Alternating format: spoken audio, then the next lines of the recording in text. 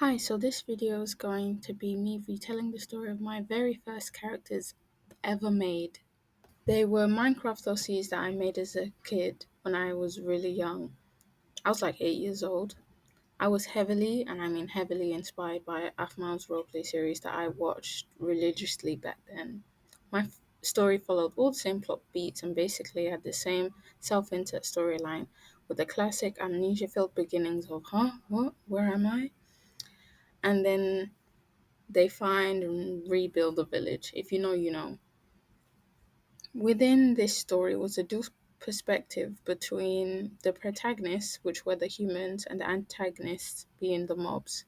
Eventually, I lost interest in the human side of the narrative, probably due to it being so unoriginal. Instead, I gained a love and sympathy for the mobs in Minecraft and found it much more interesting thinking about what a story from their perspective would look like.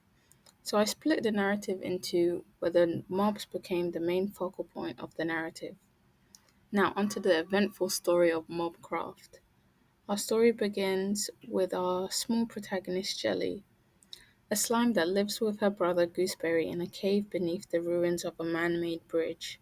One day, Gooseberry leaves the caves to go on a trip with his bad boyfriend. And I'll just say now, when I wrote this, I didn't give the bat a name, so maybe suggest a name for him in the comments below. Okay, this isn't the first time Goose has left to go on day-long trips, but after days pass, Jelly feels sick of constantly being left behind. So she leaves the caves and sets out to find him. Agitated at her slow traveling pace, while searching for her brother, she spots an Enderman from afar. All mobs have general knowledge of the world they live in and the other mobs that accompany them. Overconfident and naive, Jelly remembers that ender pearls are used for a faster way to travel. She trails the unsuspecting Enderman into a jungle biome, knowing how much faster travel is with ender pearls. She readies herself, fully confident in her ability to attack a larger mob despite her size. Jelly climbs up a tree to keep better track of this Enderman. Unbeknownst to Jelly, this Enderman is called Kite. He's named after his newly invented skill of seamlessly teleporting high into the sky, like he's flying, and teleporting back down safely onto the ground without breaking a sweat. Kite stands beside a river in the jungle, cluelessly looking at the difference between dirt blocks. He's muttering to himself. The one from the jungle is brighter, more saturated, but the one from the plains is a classic. Hmm. As he's distracted, Jelly ambushes him, leaping onto his face from the tree. "Give me your eye!" she yells as she wrestles with Kite.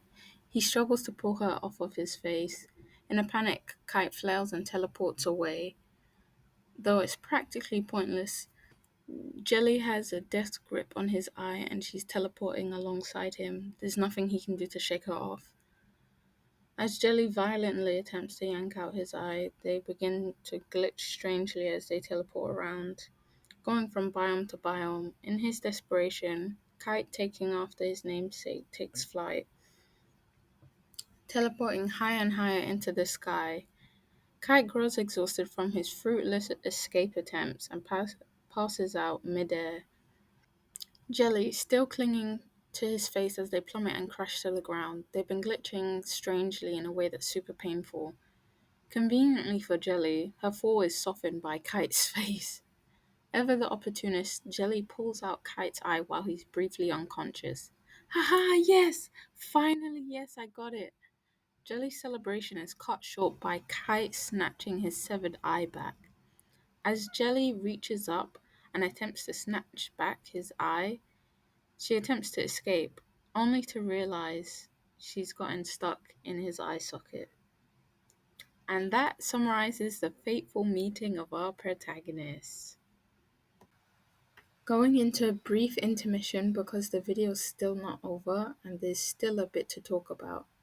The whiplash I got from recalling this story, oh my god, this is genuinely an insane story. My brain was wild as a kid.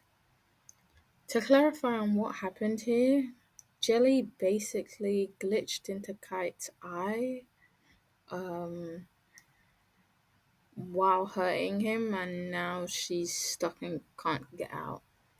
I don't think mobs like Enderman get partially injured a lot, so just making up the reasoning on the spot here. But maybe his body tried to heal so quickly it can join Jelly to his eye socket.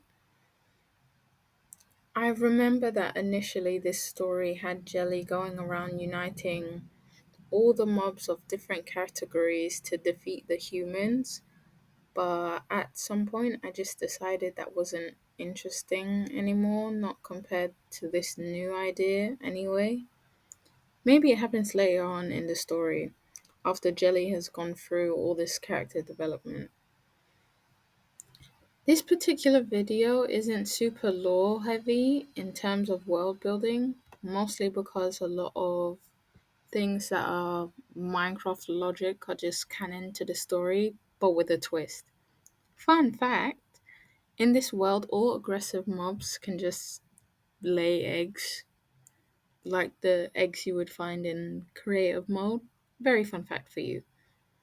The rest of the series includes the trials and tribulations of this duo bound together, desperately trying to separate themselves. Anyways, back to the story. Jelly can't move or stretch out of his eye socket without glitching and causing them both severe pain. Kite is obviously very pissed and angry. This is all your fault. My fault? Your fault! You attacked me and ripped out my eye. I haven't even done anything to you. I need it for. Shut up! Just shut up. I need to think. Kite comes to terms with their situation quickly, and being the smarter mob of the pair, comes up with a plan. Okay, we'll search for a witch to see if she has some sort of potion that can help separate us. Kite also now unfortunately realizes because she's stuck in his eye, she can't move, and is now entirely dependent on him, which is just another thing he has to deal with along with being blind in his right eye.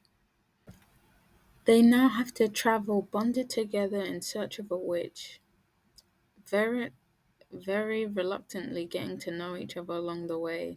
Not that they have any other choice for conversation. I'm really sorry about all this. I'm just looking for my brother, and man, I don't even know what to say. Then don't say anything. I'm sorry.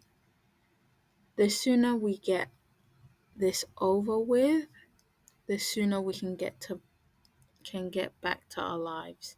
I've got someone to go home to. They're waiting for me.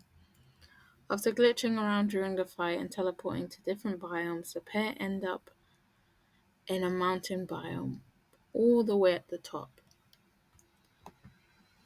Together, the pair make their way down and get their bearings. They're both completely lost and have no idea how far away they are from their respective homes. Not that it matters much anyway, because they've chosen to blindly wander in search of a swamp biome in the hopes they'll find a witch. And that's all for this video anyway. I'm hoping to maybe make this a video series since this episode was really just to summarize the beginning of the story. Since eventually they do find the witch, but have to go out and gather the ingredients for the potion. The ingredients being one blaze powder, one water bottle, one nether wart, one glycerine melon, which is the actual recipe for a healing potion in game. Thanks for watching. Let me know what you think of this odd story in the comments. It's literally one of my oldest OC stories, and I'm impressed with how many story elements I still like. I enjoy how batshit crazy the initial concept is. Make sure to like, comment, and subscribe. Also, read Dungeon Mystery. Bye!